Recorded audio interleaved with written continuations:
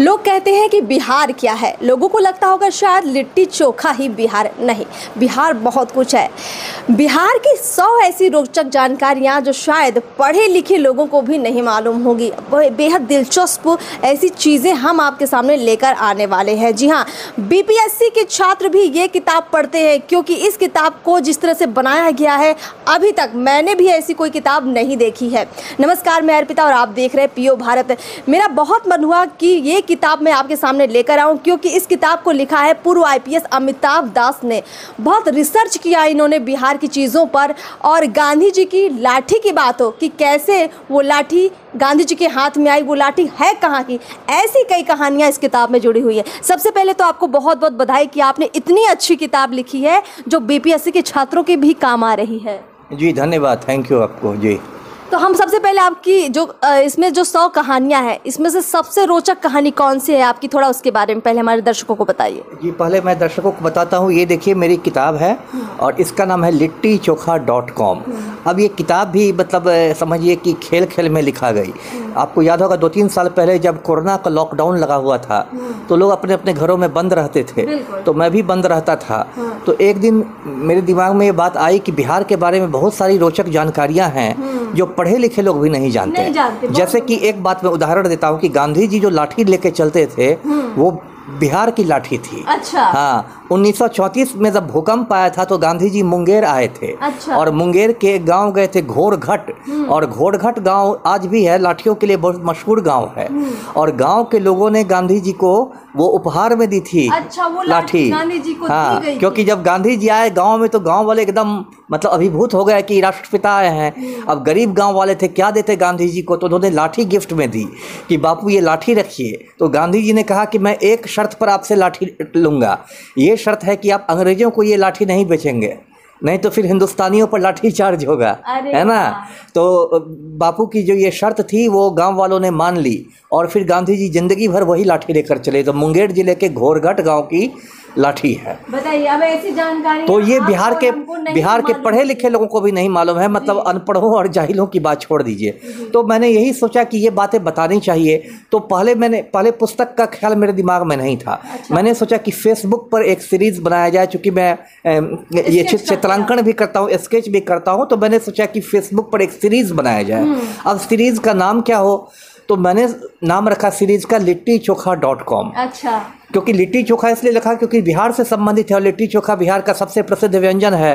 लिट्टी चोखा सुनते ही बिहार की याद आती है। .com मैंने इसलिए लगा दिया, मुझे लगा कि जो यंग जनरेशन है, जो अभी युवा लड़के लड़कियां हैं, उन लोग को जोड़ने के लिए मैंने उसमें .com लगा दिया। तो वो सीरीज़ मैंने चलाया, अपने फेसबुक पर मैंने डालना शुरू किया littichokha.com, और डेली एक एक रोचक जानकारी।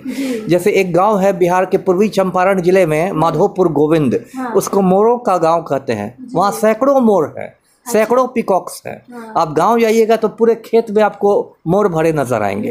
ये सब बातें बहुत लोग को नहीं मालूम है। बिल्कुल, और हमने भी देखा है कि आपने, जैसे हम अपने दर्शकों को थोड़ा किताब खोलकर भी दिखाएंगे कि जैसे आप किताब पढ़ते हैं तो बहुत सारे अक्षर ही अक्षर आपको नजर आते हैं, लेकिन ये किताब बिल्कुल अलग है। इस किताब में आपको अक्षर कम चित्र भी नजर आएंगे, और जिस तरह से जैसे आपने छोटे बच्चों की किताबें देखी होंगी कि वो रोचक तरीके से क्यों पढ़ते हैं, क्योंकि उसको पूरा कलरफुल रहता है, डिज़ाइन रहता है।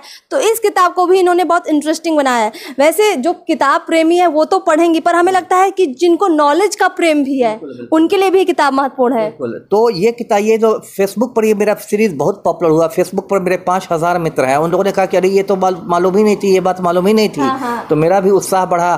फिर जब इसमें लगभग 100 जानकारियाँ हो गई तो मैंने सोचा कि इसको, फेसबुक तो तभी सोशल मीडिया है, तो मैंने सोचा कि इसको पुस्तक के रूप में छपवाया जाए। तो ये किताब के रूप में छपी, और मतलब इस किताब को मुझे बताते खुशी हो रही है कि बहुत लोगों ने हाथों हाथ लिया है। यहाँ की जो खुदा बख्श लाइब्रेरी है, पटना की ऐतिहासिक लाइब्रेरी, उसमें ये किताब की प्रतियाँ हैं जी। और इतना ही नहीं, अब तो बीपीएससी के में कई सारे सवाल, मतलब इस बार मैंने देखा बीपीएससी के कई सारे सवाल हैं इस किताब से भी लिए गए हैं। तो अब बीपीएससी की जो लोग तैयारियां कर रहे हैं वो लोग, उन लोगों ने भी ये किताब पढ़ना शुरू किया। और जो लोग तैयारी नहीं भी कर रहे हैं, ये ऐसी किताब है ना कि सभी उम्र के लोगों को पता अच्छा लगेगा। छोटे बच्चे भी इंजॉय कर सकते हैं, उनका नॉलेज बढ़ेगा। जो गृहिणियां हैं उनको मज़ा आएगा, जो बुजुर्ग लोग हैं, दादा नाना हैं, उनको मज़ा आएगा, उनका टाइम पास होगा। और बस टाइम पास ही नहीं होगा, मतलब मनोरंजन के साथ ज्ञानवर्धन भी होगा। तो और ये किताब मैंने अपने माँ बाबूजी को समर्पित की है। मेरे माँ बाबूजी दोनों अब दिवंगत हो गए हैं, तो मेरी पहली किताब है, मैंने अपने माँ बाबूजी को समर्पित की है। तो ये किताब देखिए, मैं दर्शकों को बताता हूँ कि अमेज़न पर उपलब्ध है और ऑनलाइन वो मंगा सकते हैं। और जो मेरे करीबी मित्र हैं, जो मेरे घर पर आते रहते हैं, उनको तो मैं इसे उपहार में देता हूँ।